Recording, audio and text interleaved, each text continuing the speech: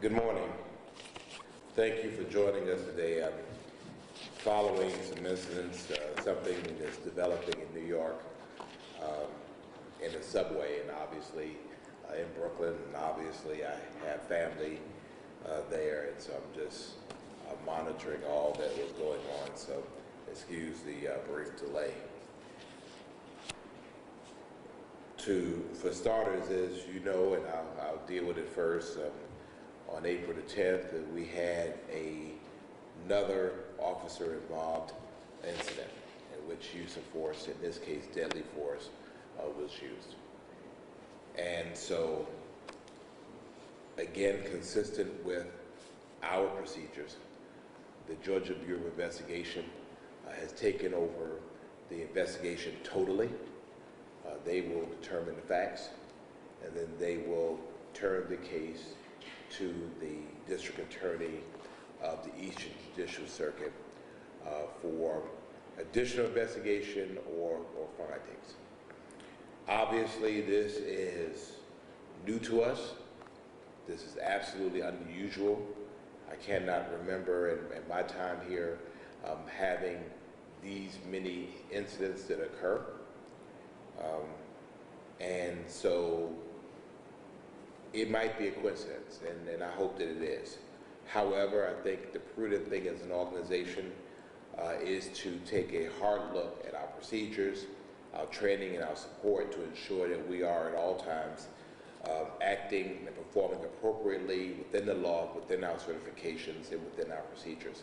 And so the city manager and police chief have already committed to doing that, to make sure that this is just an anomaly and this is not representative of anything systemic. Again, this is the 37th officer-involved shooting that the Georgia Bureau of Investigation is investigating in Georgia. And so there are obviously is a sharp increase of officer-involved shootings across the state.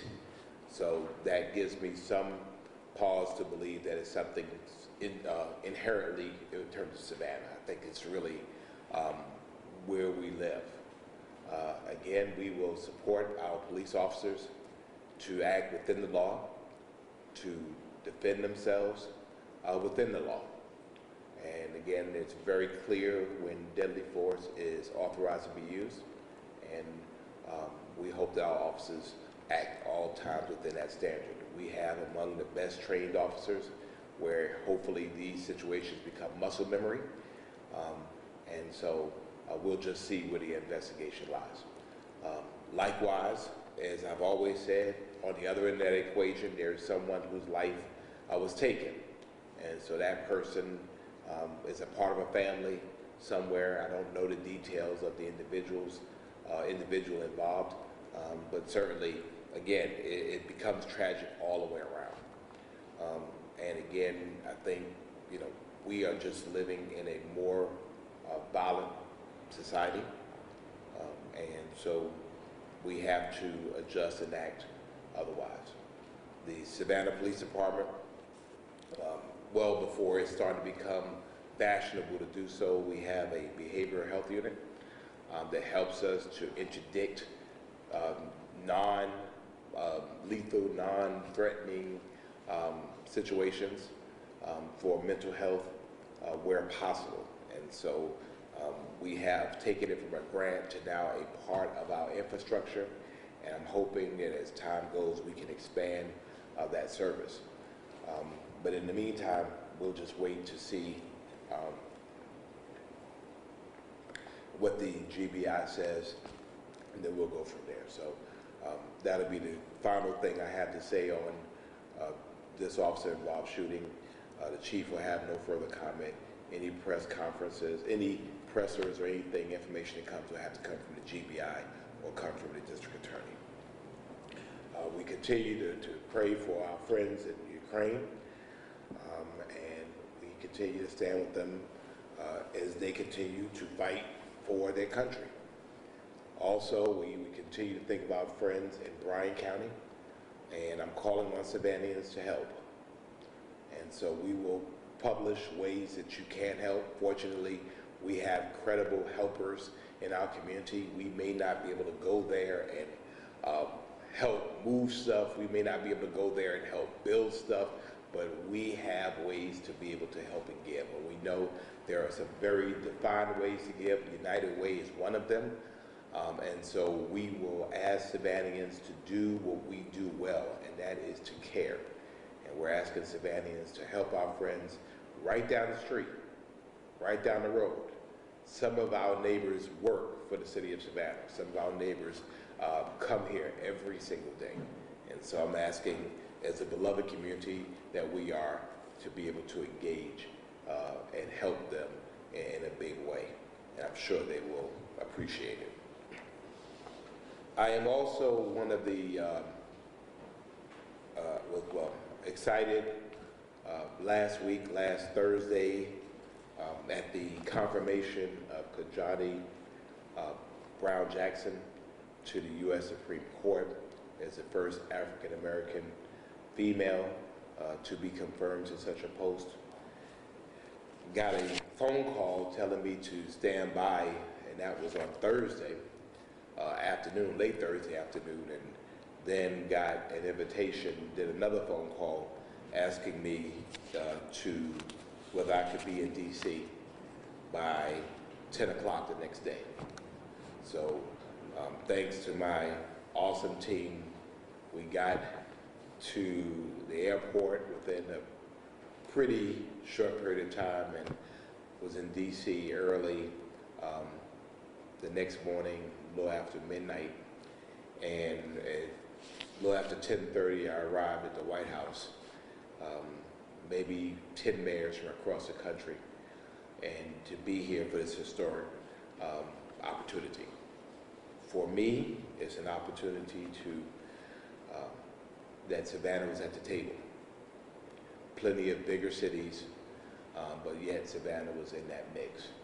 And so having unfettered access to members of the cabinet, it created opportunities for me to have quick elevator speeches of conversations to put Savannah on their minds. I asked the Secretary of Defense to remember Hunter and Fort Stewart, which he's very aware.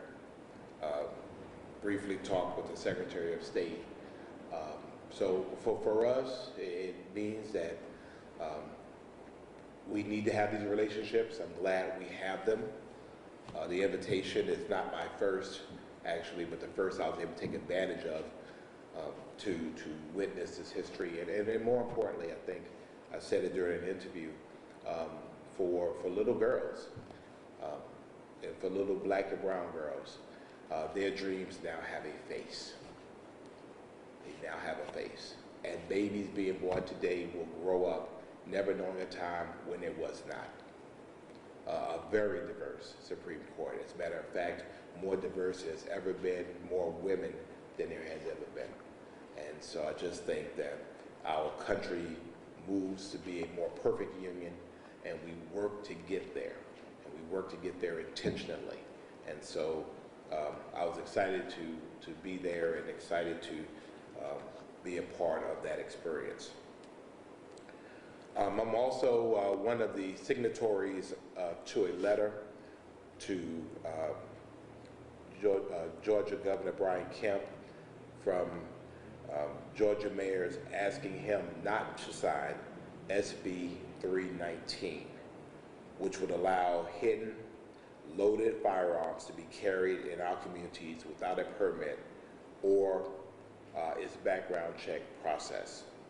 SB 319 would create a new gun safety loophole by eliminating the permit requirement for anyone wanting to carry a concealed firearm in public, a process that includes a background check. And if this bill becomes law, it simply becomes easier for people with a criminal history to who purchase a gun through a private sale. Private sales are not subject to background checks, to carry a weapon in our communities without any background check. And so in 2020, over 5,200 individuals were denied a permit to carry a concealed weapons permit in Georgia, mostly due to prior criminal records or history of domestic violence, outstanding arrest warrants, or flags on the individual's mental health. And so with the governor's signature on SB 319, with that becoming the law, people who would be denied a permit based on a background check would not have one conducted before they carry a gun in public. And our law enforcement professionals, the sheriffs, the chiefs, law chiefs across the state have all been quite unified in the detriment that this bill, if it becomes law, poses for our communities. Across the country, states that have weakened their concealed carry permitting systems saw up to a 15% increase in violent crime and an 11% increase in gun-related homicides. Now keep this in mind, Georgia already has the 17th highest rate of gun deaths in the nation. And we cannot afford to further jeopardize our community's health. So we're asking the governor to reconsider his position and not sign this harmful legislation into law. So we are very clear as mayors who deal with these issues in the cities, in our cities, that we should be making it harder for people to acquire firearms, not easier. Later this morning, I'll be participating in a press conference asking Congress to invest in climate priorities. We already know how Savannah is feeling the effects of climate change, and that's why we proudly passed 100% Savannah. So we're doing what we can do locally, and we're asking the federal government to partner with us to do what they can do on the federal level. As a reminder, the City of Savannah, summertime, we're offering weekly youth summer camps beginning on May the 31st through the end of July at select locations. We're offering a variety of camps, including some arts, enrichment, recreation, and athletics. Registration is now open, and we are prioritizing enrollment for the City of Savannah and her residents. And we will offer leftover spaces to non-city residents, and they will be assessed a higher fee. Parents and guardians can find details about each camp, including ages served, camp hours, and locations, by visiting www.savannahga.gov/artcamp, ART-camp, www.savannahga.gov/enrichment, ENRICHMENT, or www.savannahga.gov/RECCamp, REC-camp. And just another reminder, the City of Savannah, we're looking for summer lifeguards and recreation leaders, and so we're having a hiring event on April the 16th, from 9 a.m. to 3 p.m. at the Savannah Police Department's training facility. Our Human Resources Department is also hosting a City of Savannah job fair. We're looking for a few brave folks, committed folks, service-minded folks to join an awesome team of 2,400 professionals. And so that will be at the Inmark Arena from 9 a.m. to 2 p.m. on Friday, April the 22nd. And this hiring event will feature a lot of different job opportunities across our organization. The Recreation and Leisure Services Department will be hosting a series of community Easter egg hunts beginning Wednesday and April 13th at Crusader Center from 5:30 p.m. to 7 p.m. And so there are multiple Easter egg hunts throughout the week at various recreation centers. Ladies and gentlemen, we could not have them in all of our recreation centers. I've been getting calls, why not us? Why not us? Why not us? We can't do them, but you can go to any one. You can go to multiple ones if you want to. But let's find the one nearest to you and do it. And then next year, we'll come to your community center.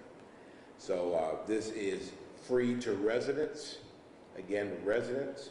And so we want you to come out, play games, enjoy snacks while hanging out with the staff at your local center and other members of your community. We're also excited that after a 2-year hiatus, Earth Day is back. And so we are continuing our focus on equity, and we're trying to expand our celebration this year. And so we will have 3 simultaneous events between 10 a.m. and 1 p.m. on Saturday, April the 23rd at Tatumville Park, Joseph Triple Park, and Live Oak Park. And there will be food, music, bounce houses, vendor booths, and activities that are centered around energy efficiency, renewable energy, clean energy job training, health, and wellness. If you would like to volunteer, we are looking for volunteers, or if you want to provide a vendor booth, contact our staff at Office of Sustainability, that's one word, Office of Sustainability, at savannahga.gov, or call 912-651-6838, 651-6838, tell them the man told you to call. If you're a small business owner in Savannah and you are looking to scale your business, network with other business owners, or gain insight, I am glad to announce the Mayor's Small Business Conference. We used to do these and we got away from it, and I'm glad that we're coming back. It is Thursday, May the 5th, from 8:30 a.m. to 1 o'clock p.m. at the Savannah Civic Center Ballroom, and we will be providing continental breakfast. So we're inviting everybody to come out. Our theme is business as usual. And so we'll release more information this week, and we want you to be on the lookout. This Thursday, we will host our first council meeting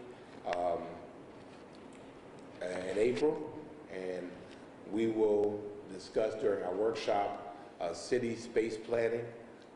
We will continue our conversation as the city manager brings us his findings regarding the Civic Center and the Thomas Gamble building, which is next door. Both of these facilities have been great discussion topics, and I look forward to the updates and the manager's recommendation. During the regular meeting, we will recognize a $50,000 donation from the Galvin Foundation to the Savannah Affordable Housing Fund, and we will also present a lot of proclamations. Safe Digging Month, Donate Life Month, Child Abuse Prevention Month, and Sexual Assault Awareness Month. And I will take a moment to recognize some heroes, and that's the members of Team Savannah who were responsible for our highly successful return of St. Patrick's Day festivities.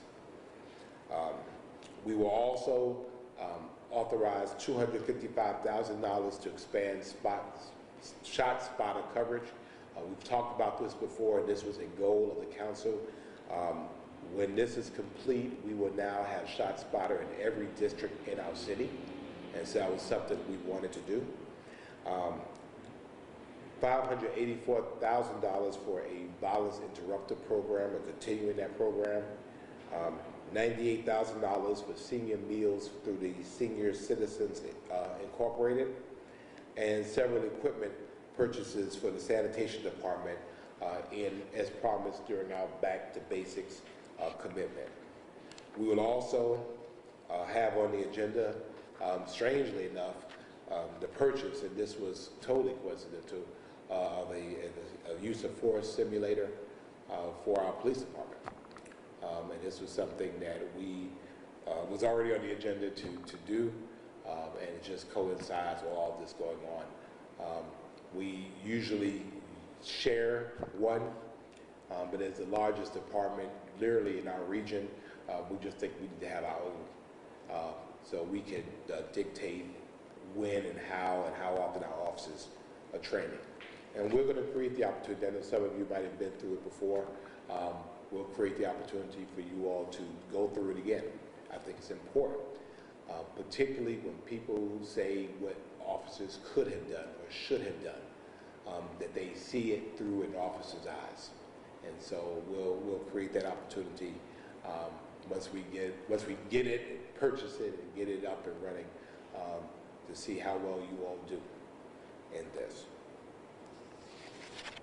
We will also consider approving subdivided properties to further the development of housing in the Savannah Gardens on the east side. Finally, this is Holy Week.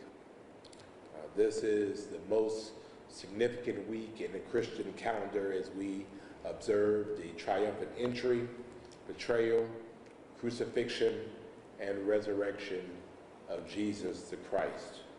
May there be peace on earth, may there be peace in our nation, may there be peace in our state, may there be peace in our city, on our streets, and may it begin with me. That ends my prepared remarks, and I'm happy to answer any questions that you have. Good morning, Mr. Mayor. Good morning. So you mentioned before, that we have seen this increase in gun crime, and that's been kind of across the board and rising over the past few weeks. What are some things you can say to residents who are wondering, are we safe to go out? Can we be in our community? Can we be downtown? These high traffic areas are where these shootings are. Absolutely. Yeah, we're still safe. I mean, our numbers speak for themselves. I think the difference is, I think when you look, and the chief can certainly back me up, when you look at the incidents, these are not random acts. This is when you have people who know each other, they're in close proximity to each other. Sometimes it's in people's houses, in private residences, and they know each other, they have some beef, and there's a gun involved. We have no indications that these cases, by and large, are in the public space that are just people randomly doing things. Again, I think we have a significant plan. We've put significant resources towards it, and I think this is the time in which we execute the plan. It's not the time to point fingers or blame. To me, that is, it doesn't solve anything. It's a time for us to be able to utilize the large amount of resources we have and to counteract that which is a national trend. And do what we can. So some of it is legislative, hence my letter to the governor. Help us stop all these guns coming here. Then some of it is here in terms of making sure our police department has what it needs to be able to investigate, to expand shot spotters so that we're able to respond in a quicker manner. For us, our ONES office, Officers of Neighborhood Engagement and Neighborhood Safety and Engagement, being in these communities, finding out, and then again, doing what we will be doing in a couple of weeks, again, engaging parents and loved ones, help us understand these things before they occur, and then let us get to it to diffuse it before it happens. Trusted messengers, credible messengers, as they call them. So I think, we have a lot of things going for us, and we're just going to get up every morning and do what we can. But our city is safe. It's evidenced by all the people who come here and have a great time. And so we're not going to allow the narrative of few folks, a very small percentage of folks, spoil the narrative for our entire city. We're just not going to let that happen. And so we've met with the district attorney. We'll soon be engaging with our judges. We want people who commit gun crimes off of the streets. We want to make it very clear that if you engage in that, if you don't get killed, you're going to be removed from this community. And hence we've also have engaged with the federal government, our U.S. Attorney's Office, that's helping us to put some real time on these gun crimes. And as said before, we're in the community engaging with young people one-on-one and purchasing guns. And we'll continue to do that as long as we can do it. Thank you. Good morning. Good morning.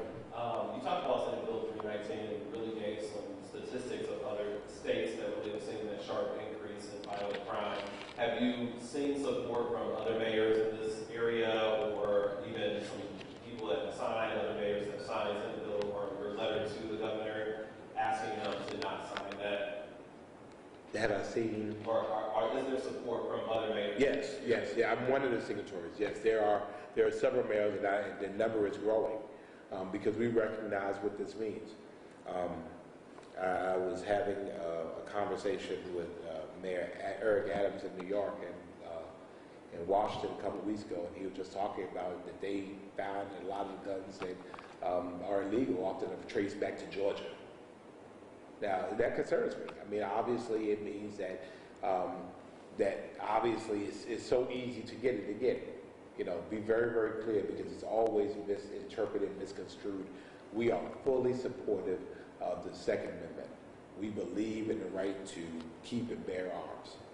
However, we believe that this right is a privilege and it should be extended as a privilege. And so therefore, there should be a process to make sure that those who have guns have those guns. Now again, we are certainly not talking about those who are oftentimes illegal gun owners, but we also know until we do a better job of securing our firearms, then they end up in the streets, they end up on some type of homicide or some type of violent crime. That's the issue. So we have to do what we can legislatively to be able to stop the bleeding, and then we have to do what we can here to kind of patch it up. And so it's a multifaceted effort, and we have to work at it together. But any specific cities that you know of that have signed the letter as well? I do not. Again, I know that the number has grown, and it should be coming out at some point.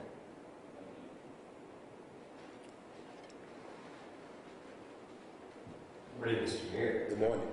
A lot of people on the left have said that what the governor is doing with SB 319 is that he is putting people's lives at risk to win votes in the gubernatorial election. What are your thoughts on that? I can't speak to his intent. I can speak to the result. And again, it's one thing to be the #1 state in which to do business, but it has to ultimately be the #1 state in which to live, and the #1 state in which to live safely. And I think if we put the same efforts in ensuring that cities are safe, well, how are cities safe? The cities are safe with eliminating the things that harm safety. And we know that the proliferation of guns in our communities harms safeties of communities. Now, be very clear, it's an election year, and this is a polarizing issue. And my letter to the governor is not in a political way. It is as a real-time practitioner that every day has to deal with the results of our gun laws. And a crime scene in our city, the results of those gun laws. The opportunities that our police officers that are saving and protecting our community are at risk by someone who does not have the right to carry a gun, however is carrying one. You know, at some point it has to get beyond politics and has to get to protecting folk, and that's what I'm charged to do, and that's what I'm asking him to do. Would we be able to get a copy of the letter? Once it's published, yes. Okay. Another question, and I'll pass it on. The investigation into what seems to be an uptick in officer-involved shootings in the city. Are there any details you can give about what you all will be looking at? And will that also incorporate looking at morale of the force? We had a city councilor on our channel yesterday talking about low morale on the police force and its effects on officers on the street. I don't necessarily share that assessment. I think that our police officers get to work and they do what they can. I will tell you that morale, it's very difficult to be a police officer anywhere right now, anywhere. Because police officers across the country often feel very unappreciated because of the crap that people say about them. And yet they get up every day and they go to work. I've never seen in my time, and I've been not only in law enforcement, but hiring for law enforcement and ministering in law enforcement settings, training law enforcement officers, police officers that were ever fully satisfied with anything, people who are fully satisfied with anything. I think that the survey was a very proactive attempt on our part to ascertain where we are. This is more opinionated rather than behavioral, and so I think that has to be considered. And the questions that I believe you referenced command rank and above. So I think, we infer, we pull out inferences that are not necessarily based in fact. We are committed to the continuous improvement of our police department and our city. We want to make sure that our department heads are adequately trained, fair, and consistent across the board. We want to make sure our employees are adequately trained, and more importantly, that they have an avenue by policy to address grievances and concerns, and that we have an open door to be able to hear them, evaluate it, and then make changes as appropriate. So, again, I think that an officer is not thinking about morale when they think about saving their life. And I think that's the point here, that in these cases, you had a police officer, someone who is highly trained, highly skilled, highly qualified, in the best police department in this nation as far as I'm concerned, that is faced with a decision to use deadly force. And as we've said before, that there are a variety of factors that are at play in which they have to make that split-second decision. And they want to go home at the end of the day. I just hope and pray that they acted appropriately. I remember the night that Sergeant Ansari was killed. I remember that. Some of those officers remember it too. They want to go home at the end of the day. They want to protect and serve, but they want to go home. If they've acted appropriately, we will support them 100%. If they have not, then we'll take the appropriate action. Until that time, we withhold judgment, we withhold speculation. I think it's irresponsible to speculate while the lives of a person's life is gone on one end. On the other end, you have an officer that is concerned about their life, their professional life. So the responsible thing for us to do as a government is to withhold judgment, let those who are responsible for investigating investigate, and then when the findings come, then we take the appropriate action. But until that time, I just, I don't want to feed the fire of speculation. I just don't think that is healthy for our organization. I don't think it's healthy for us. And so, whereas, these 9 members, everybody has their individual opinions. As for me, I think that, the more responsible thing, and I'm asking our residents as well, let's withhold judgment, let's withhold speculation. In the meantime, the city manager, the police chief, we're going through our policies, making sure, again, that they are what they are, making sure training is where it is, making sure support. Because every time there's an officer involved shooting, it's a psychological effect, which might add to morale. It goes through a police department. So we have to keep them engaged, keep them motivated, keep them wanting to do this. And so, we're providing the support through our employee assistance programs for those officers. And, again, each day after the officer involved shooting, the officers have to go back on the street. And that's on their minds. So we're going to take care of it and while we wait. But in the meantime, we wait. Morning, sir. Good morning. And I didn't mean to go all the way there, but I just think I need to be a little bit more exhaustive in my explanation.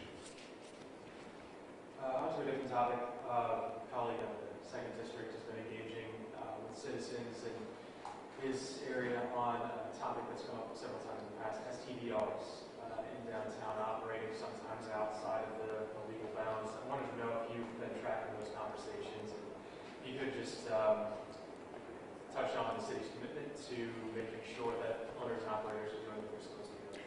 Right, and in that case, I agree.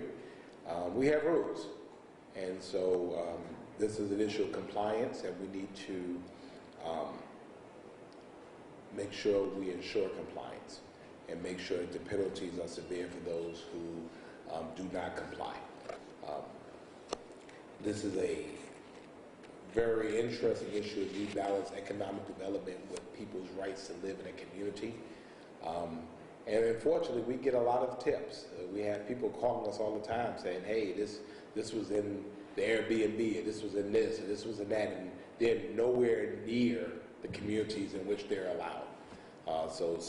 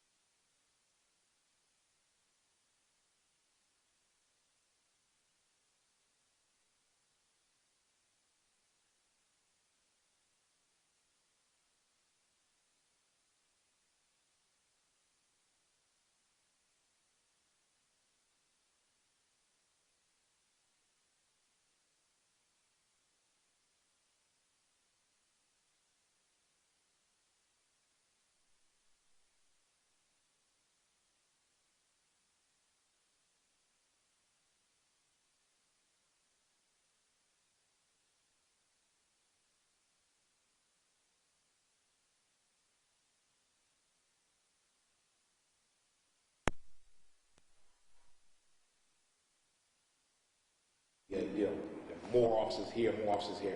I mean, that's not the issue.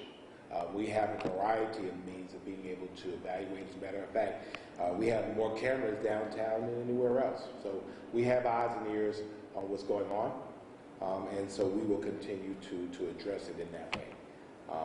Our tourists are important, but our residents are important as well. We're not going to draw a delineation from one or the other. We have officers that are committed. We have proper beat coverage across our city, and the officers are carrying on as they're doing right now. It's important to note that even in the midst of these incidences, there are more hours where nothing happens.